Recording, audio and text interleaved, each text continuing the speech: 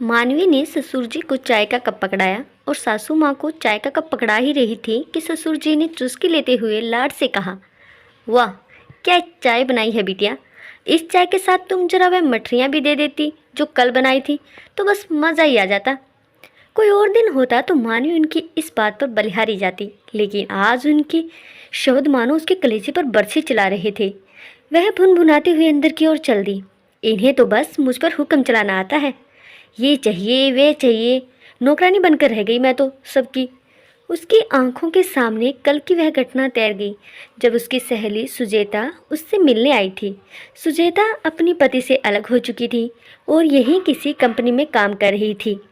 अब चूंकि चाय नाश्ते का समय था तो मानवी ने सबके लिए अच्छा सा नाश्ता और फिर चाय बनाई थी। उसने दौड़ दौड़ कर सबको बहुत प्यार से नाश्ता कराया, फिर किचन समेटा और आकर बैठी अपने चाय का कप लेकर सुजाता के पास। और बता सुजाता, क्या चल रहा है? सुजाता ने इधर उधर देखकर फुसफुसाते हुए कहा, मेरा तो जो चल रहा है वो चल रहा है, तू बता तेरा क्या चल रहा है और ये सब क्या हो रहा है? मानवी के चेहरे पर उलझन के भाव तैर गए।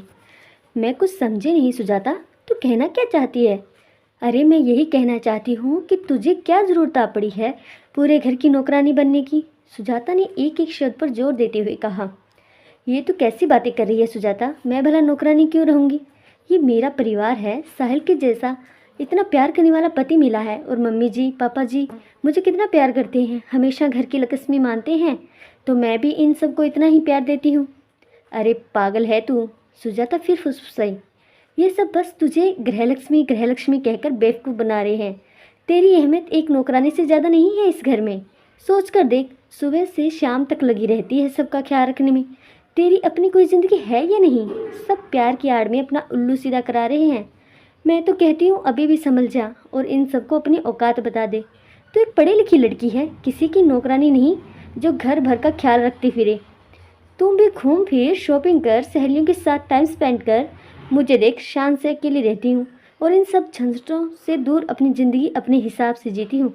मेरे तौर तरीके मेरे पति को पसंद नहीं थे तो भाई मैंने तो उससे भी टाटा बाय बाय कर दिया। इसीलिए तुझे भी समझा रही हूँ, इन सबके झूठे प्यार के झांसे में आकर अपनी ज़िंदगी मत बर्बाद कर। मानवी एक पल को सोच में पड़ गई, फिर उसने संभलते हुए कहा, छोड़ना सुजाता, तू ये क्या बातें लेकर बैठ गई? कुछ अच्छी बातें करते हैं ना, कितने दिनों बाद मिले हैं। ऊपर से तो कह दिया मानवी ने, मगर सुजाता के शब्द उसके कानों में और मन मस्तिष्क में हथौड़े की तरह बज रहे थे। सुजाता की ये बातें सुनने के बाद उसे भी कहीं न कहीं सचमुच ऐसा लगने लगा था कि सब लोग उसे इस्तेमाल कर रहे हैं और घर में उसकी अहमियत एक नौकरानी से ज़्यादा नहीं है। अब घर जाने दे, मुझे ज़रा ब्यूटी पार्लर भी होते हुए घर जाना है। तेरी तरह बालों का जूड़ा बांधकर सबका नाश्ता तो नहीं बनाती हूँ ना मैं। ये कटाक्ष करती हुई हंसकर अपना पर्स उठाकर चल दी। दरवाजे तक पहुंचकर वह पीछे मुड़ी और मानवी से कहा, मानवी तू मेरी बहुत प्यारी सहेली है, इसीलिए तुझे ये सब कहा। मेरी बात पर सोचना ज़रूर। तभी फिर ससुर जी की आवाज़ से उसकी तंद्रा भंग हुई। अरे मानवी बेटा, अब तो चाय ख़त्म हो जाएगी, मठरी कहाँ रह गई मेरी? ढेर सारी कड़वाहट जैसे घुल गई मानवी के मुंह में। उसने तीक्ष्ण स्वर में कहा, पापा जी अभी मुझे बहुत काम है, आज बिना मठरी के ही चाय पी लीजिए, अगली बार मठरी दे दूंगी। उसके इस अप्रत्याशित उत्तर पर चौंक गए ससुर जी, लेकिन कहा कुछ नहीं, चुपचाप चाय पीकर कप रख दिया। सासू माँ भी उसके बोलने के इस ढंग पर चौंक पड़ी। फिर भी उन्होंने कुछ नहीं कहा, बल्कि उठकर वह आई और मानवी के कंधे पर हाथ रखकर आत्मीयता से पूछा, क्या हुआ बेटा? कुछ परेशान लग रही हो, कोई परेशानी है क्या? उनके स्वर में मानवी को चापलूसी ही दिखाई दी। मानवी ने कटु स्वर में उत्तर दिया, नहीं, मुझे भला क्या परेशानी हो सकती है? मैं तो औरों की परेशानियां दूर करने के लिए हूँ ना। आप जाएं, पापा जी के पास बैठकर चाय पिए। और सासू माँ को वहीं खड़ी छोड़कर अपने कमरे में चली गई। रात का खाना भी उसने बेमन से जैसे तैसे बनाया और सबको परोस दिया। पहला निवाला खाते ही साहिल ने हल्के फुल्के अंदाज में कहा, आज सब्जी का स्वाद कुछ अलग नहीं लग रहा है। उसका इतना कहना था कि बिफर पड़ी मानवी, जैसी मैं हूँ वैसी ही सब्जी भी है, पसंद आ रही है तो खाओ वरना फेंक दो। साहिल भौचक्का रह गया, लेकिन फिर भी किसी ने कुछ नहीं कहा। सब ने चुपचाप खाना खा लिया और सब अपने अपने कमरे में सोने चले गए। रोज़ की तरह अगली सुबह भी मानवी की नींद समय पर ही खुल गई थी। पर वह जानबूझकर कमरे से बाहर नहीं निकली। आज तो मैं नहीं निकलने वाली, बनाती रही बूढ़ी माता सबके लिए चाय। कुछ ही दिनों में आटे दाल का भाव ने समझा दिया सबको, तो मेरा नाम भी मानवी नहीं। तभी आतन ससुर जी की आवाज़ आई, अरे मानवी बेटा, आज चाय की हड़ताल है क्या? मैं तो कब से इंतज़ार कर रहा हूँ कि चाय मिले और साथ में वह मठरी भी। मानवी फिर तिलमिला गई, मैं तो मुफ्त की नौकरानी बनकर रह गई हूँ घर में, सबको चाय नाश्ता देती रहूँ। अब बहुत हो गया, अभी और इसी वक्त इन सब से कह दूंगी कि मुझसे इतनी उम्मीदें नहीं रखें। मेरी भी कुछ अपनी ज़िंदगी है, झूठा लाड़ लड़ा लड़ा कर मुझसे काम निकलवाने की ज़रूरत नहीं है। वह तैश में आकर उठी और तेज़ी से बाहर के कमरे की तरफ बढ़ी। तभी अचानक उसका पैर फिसला और वह बगल में रखी हुई मेज़ से टकराते हुए थम से नीचे गिर पड़ी। उसके सर पर मेज़ का कोना लग गया, सर से खून का फुहारा बह निकला, पैरों में भी चोट आ गई। ससुर जी के पास ही बैठी सासू माँ बैठकर बातें कर रही थी। वह दौड़कर उसके पास पहुंची। ससुर जी भी पहुंच गए। साहिल जो अपने दफ्तर जाने की तैयारी कर रहा था, उसे भी सासू माँ ने आवाज़ देकर बुलाया। साहिल ने फटाफट थोड़ा प्राथमिक उपचार देकर मानवी के सर पर पट्टी बांधी। फिर साहिल ने गाड़ी निकाली और सब मानवी को लेकर अस्पताल की तरफ चल पड़े। पट्टी बंदी होने के बावजूद मानवी के सर से हल्का हल्का खून अभी रिस रहा था। गाड़ी में सासू माँ मानवी के बगल में बैठी रही और अपनी हथेली से उन्होंने मानवी का सर दबाकर पकड़ कर रखा हुआ था और लगातार उसे हौसला भी बंधाती जा रही थी।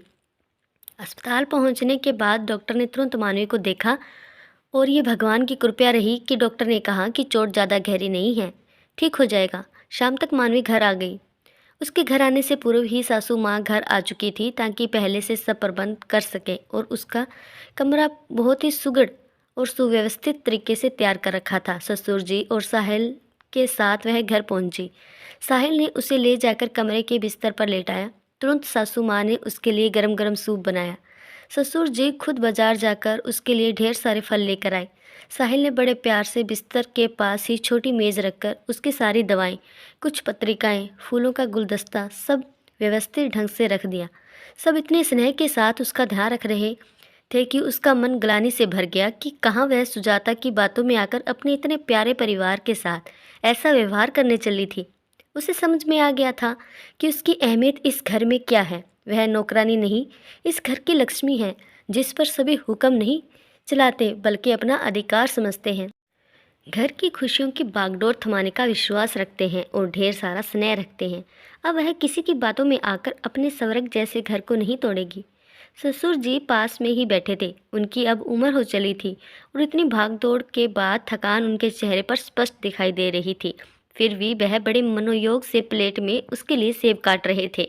ढेर सारा प्यार उमड़ उनके ऊपर मानवी के मन में। तभी सासू माँ ने कहा, चलो भगवान की कृपा से सब कुछ संभल गया, सब कुछ ठीक हो रहा है, तो अब मन थोड़ा शांत हुआ। अब मैं थोड़ी देर में सबके लिए चाय बनाती हूँ। ससुर जी बच्चे की तरह खुश हो गए।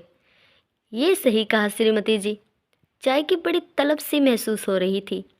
तभी लाड से मुस्कुराकर मानवी ने कहा, जी मम्मी जी, और जो मठरियाँ बनाकर मैंने पापा जी के लिए डिब्बे में रखी है ना, वह पापा जी को खिलाना मत भूलिएगा। ये तो हैं ही चटोरे, सासू माँ ने चुहल करते हुए कहा तो सब हंस पड़े।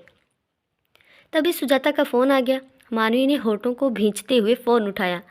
उधर से सुजाता की आवाज़ आई, अरे यार कैसी है तू? मैं तुझे फ़ोन करनी ही वाली थी, लेकिन मेरे पैर में मोच आ गई तो कल से दर्द से हाल बेहाल है मेरा, और घर में तो कोई है नहीं कि ध्यान रखे मेरा। तू बता क्या हाल है? तेरे ससुराल वालों की अकल कुछ ठिकाने लगी या नहीं? क्रोध और विस्तृणा से भर गई मानवी, पर उसने अपने स्वर को संयत रखने का प्रयत्न करते हुए कहा, सब ठीक है सुजाता, और बहुत खुश हूँ मैं। मुझे भी चोट लग गई थी, लेकिन मैं तेरी तरह अकेली तो नहीं हूँ ना। मेरे साथ मेरा पूरा परिवार है जो मेरा बहुत ध्यान रख रहा है, और मैंने भी अब सोच लिया है कि नकारात्मकता से खुद को ज़रा दूर ही रखूँगी। चलो मैं फ़ोन रखती हूँ, मेरी प्यारी सी माँ मेरे लिए चाय लेकर आती ही होंगी। वैसे कुछ ज़रूरत हो तो बताना, मेरे परिवार में सब इतने अच्छे हैं, और तुम मेरी सहेली हो तो तुम्हारी मदद से कभी कोई नहीं हिचकिचाएगा। Take care, bye.